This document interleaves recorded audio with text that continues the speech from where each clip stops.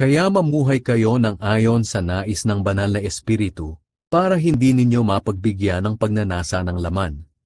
Sapagkat ang ninanasa ng laman ay laban sa nais ng Espiritu, at ang nais ng Espiritu ay laban sa ninanasa ng laman. Magkalaban ang dalawang ito, kaya hindi ninyo magawa ang gusto ninyong gawin. Ngunit kung nagpasakop na kayo sa banal na Espiritu, hindi na kayo sakop ng kautusan. Ang mga taong sumusunod sa ninanasa ng laman ay makikilala sa gawa nila.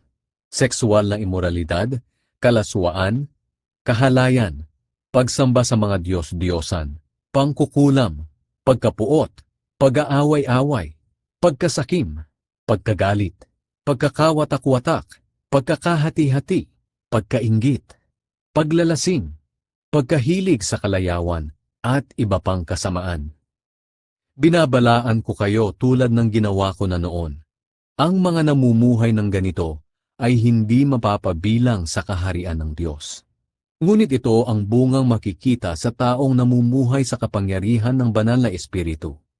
Pag-ibig, kagalakan, kapayapaan, pagtitiis, kabutihan, kagandahang loob, katapatan, kahinahunan, at pagpipigil sa sarili.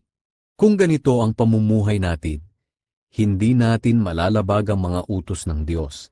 Ipinako na ng mga nakay Kristo ang pagnanasa at masasamang hangarin ng kanilang laman doon sa krus.